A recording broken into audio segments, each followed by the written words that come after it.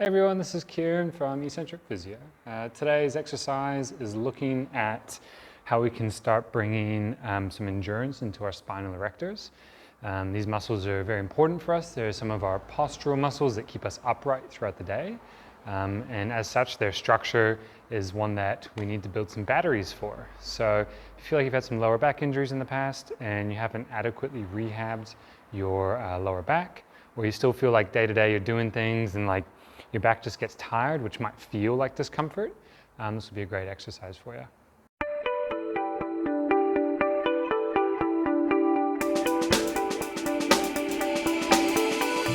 So when you've got an injury anywhere in the body, you're going to have potential implications on the muscles. And whether that's from a phase of rest and protection, so maybe you've got some spasm in the area, or maybe you've just not been able to use an area of that for a while because maybe the muscle was injured, or a joint, or some connective tissue, or other soft tissues were injured. And you just go through that phase of things healing. The muscles are going to be a bit weaker, and so you need to strengthen them back up. And the same thing is that, well, along that spectrum is that as you get stronger with any muscle, there's a skill aspect to it, depending on what you're asking the muscle to do. And so when we're thinking about lower back muscles, they're very much biased to forward and back movement. So the ability to go forwards and control this eccentrically, so under tension they lengthen, or concentrically coming back, shortening. So what that means is we need to think about doing those movements when we're rehabbing those muscles. It's nice initially to start sort of in mid-range. It doesn't mean that that has to always be the case. It's just that getting these muscles to go through their full flexion and full extension can be a little bit tricky to do under load until you're on 2 feet. There are some ways we can go about it, but it's easier just to start with a mid-range and then work forward from there.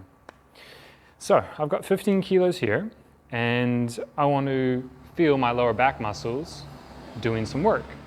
So what we can do is a tall kneeling exercise, and it's a nice exercise to bridge that gap from the ground being to upright on 2 feet. Because what can happen if we go straight to 2 feet is we're losing a lot of contact with the ground, and we're losing a lot of information, and there's a bit more of threat around potentially losing balance or falling over. Whereas being closer to the ground, we're not going to have so much of that, and there's a bit more opportunity to learn how to use the muscles of interest. So tall kneeling just means I'm tall and I'm kneeling on my knees, both of them, whereas this would be more of a half kneeling position. So being here, I'm just going to hold the weight up like this, and then what I'm going to do is tip forward a little bit and stick my hips back. And so what's happening now is a lot of muscles are stopping me from falling forward. Some of the muscles that are really far away from the weight though are my lower back muscles, just by nature of the lever arm. So by doing this, my lower back muscles have to do a lot of work to stop me from falling.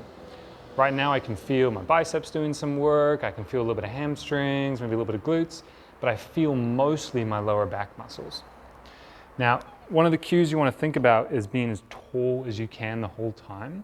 By being tall, you're kind of avoiding bending back more because you're being tall, right? So if I'm being tall and busy doing that, then I can't be busy going backwards. The same goes for being in flex positions. If I'm busy trying to be as tall as I can, then I can't go that way because I'm trying to be busy going that way.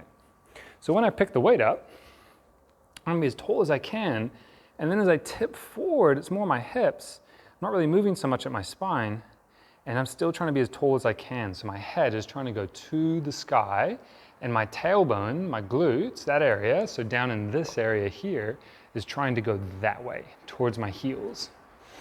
And I'm just holding for time, making sure I can still breathe, and just hanging out here until I feel like my lower back muscles are starting to get tired.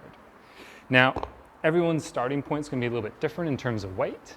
As always, if there's pain, stop, consult your own health professional locally, try and get some good advice around how to manage that. Not that all pain is bad, but you want to make sure that the pain you've got is being resolved and treated appropriately. You've had the correct diagnosis.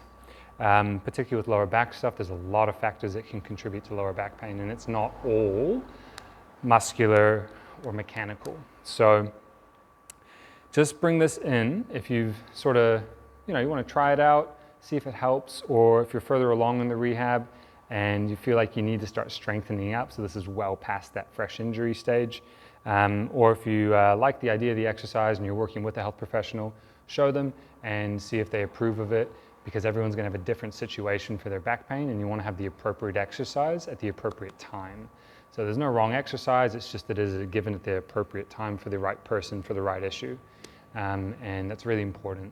So the key takeaways from this exercise is that I'm trying to strengthen my lower back muscles, I'm trying to increase their endurance ability, and at the same time, I'm trying to learn how to use them. And so I'm just using this position to do that. I could use many other exercises, but I like this one because it's easy to do and it doesn't take a lot of skill development to figure out what's going on. So the learning curve is a little bit smaller. So give it a go and see how you feel. Try and go for enduring holds, get some fatigue in there, and see if it helps you out a little bit. If you like this video, then please hit like below. Otherwise, to check out more of our content in the future, you can subscribe to our channel by clicking our logo over here. And to check out our latest video, click up here.